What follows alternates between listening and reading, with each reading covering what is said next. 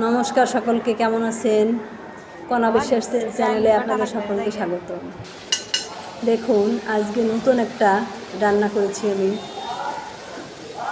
বড়া অথবা পাকোড়া কুমড়ো পাতা দিয়ে। মটরের ডাল ভিজিয়ে রেখেছিলাম, ডালটাকে ব্যালেন্ড করে নিয়েছি। আর এদিকে কিছু চালের গুঁড়া নিয়েছি, গুঁড়ায় হলুদ লবণ দিয়ে আর সামান্য জিরে, ভাজা জিরে গুঁড়া দিয়ে একটা ব্যাটার করে নিয়েছি। আর ডালটার সঙ্গেও লবণ, হলুদ আর সামান্য জিরে ভাজা গুঁড়ো দিয়ে একটা ব্যাটার তৈরি করে নিলাম। এখন কুমড়ো পাতাগুলো আমি আগেই লবণ দিয়ে ধুয়ে রেখেছি, তা না হলে পোকা ঝোঁকা থাকতে পারে, তাই লবণ দিয়ে ধুয়ে রাখলাম।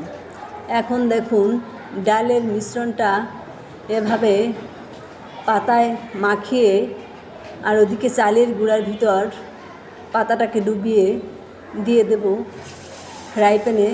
তেল গরম করে রেখেছি, সেখানে একটা আমি ভালো করে দেখিয়ে দেবো যে কীভাবে আমি পাতাটা মেখে নিলাম। এক এক করে এভাবে দেখুন, পাতাটা এভাবে বিছিয়ে নিয়েছি আর ডালের মিশ্রণটা দিয়ে এভাবে পাতাটায় লাগিয়ে দেব।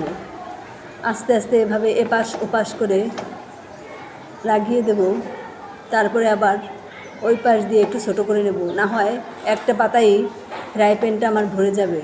দেখুন, এভাবে পাতাগুলোতে ডাল মাখিয়ে পুরা পাতাটা আমি চালের গুঁড়ার ভিতর দিয়ে আবার এপিট পিট করে মেখে ফ্রাই প্যানে করে সুন্দর লাল করে, একদম লাল করে ভেজে নেব।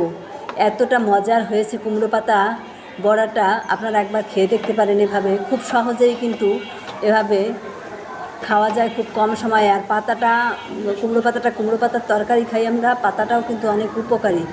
কুমড়ো শাকটাও খাওয়া হলো, বাচ্চারাও এভাবে খাবে আর বড়রাও একদম চেটেপুটে খাবে। দেখুন, একবার অনেকগুলো বড়া আমার হয়ে গিয়েছে তৈরি। একদম লাল করে ভেজে নেবেন। তেলও কিন্তু আমি কম দিয়েছি, কম তেলেই ভেজে নিলাম, একদম সুন্দর করে ভেজে নিয়েছি।